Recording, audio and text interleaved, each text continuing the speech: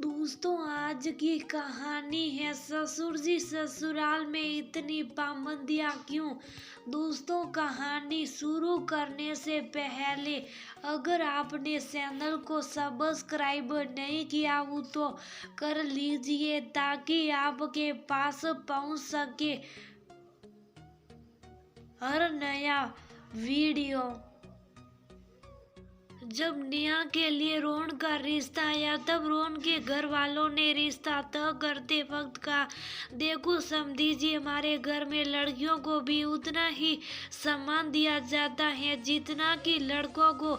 मेरी नज़र में तो बहू बेटियां लड़कों से ज़्यादा घर परिवार और माता पिता की सेवा करती हैं, इसलिए आप बिल्कुल चिंता मुक्त रहिए। नेहा को अपने ससुराल में किसी भी तरह की कोई पाबंदी नहीं होगी और न ही उसके पैरों में कोई जंजीर होगी। नेहा के होने वाले ससुर तेजपाल जी ने नेहा के पिता को आश्वासन देते हुए कहा। दूसरे कमरे से नेहा सारी बातें सुन रही थी।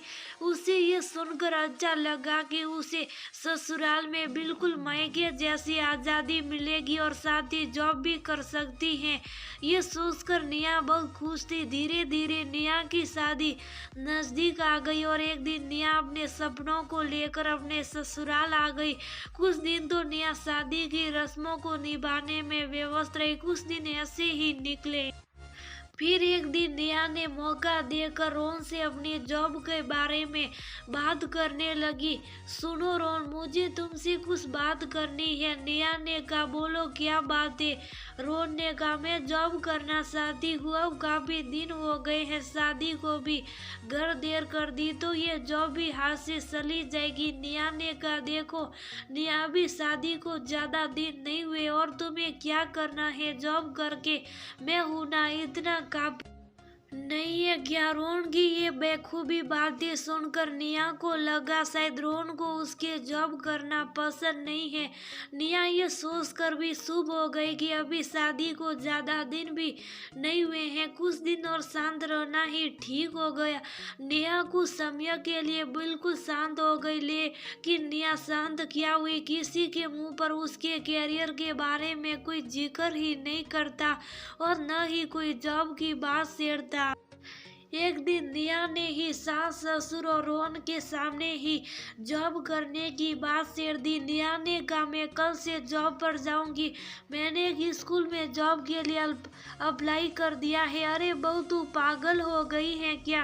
क्या जरूरत है जॉब करने की? और फिर आजकल स्कूलों में तनख्वाह मिलती ही कितनी है। ऐसा कर घर पर रहकर ही रीट के एग्जाम की तैयारी कर ताकि सरकारी जॉब लग सके। ससुर तेजपाल जी ने, हाँ तेरे ससुर ठीक ही करे और तू जॉब पर चली जाएगी तब घर का काम कौन करेगा। अब घर की जिम्मेदारी तुझे ही उठानी है। मुझसे तो घर का काम होता नहीं है। जॉब इतनी जरूरी नहीं है। वैसे भी हमारे घर में ऐसी कौन सी कमी है जो तेरे कमाने से पूरी होगी। सास ने भी ज्ञान झाड़ते हुए कहा। नेहा को समझ नहीं आया कि क्या ये लोग वही लोग हैं जो रिश्ता तय करते वक्त तो कुछ और बोल रहे थे।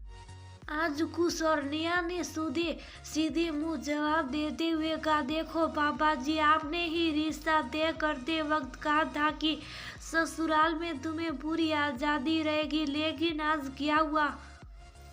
ये सब दिखावटी बातें सिर्फ रिश्ता तय करने के लिए की थी क्या? उसी दिन तो बड़े गर्व से कह रहे थे कि हम बहू बेटी में अंतर नहीं करते और जिसके घर में कमी होती है वही लोग जॉब करते हैं क्या?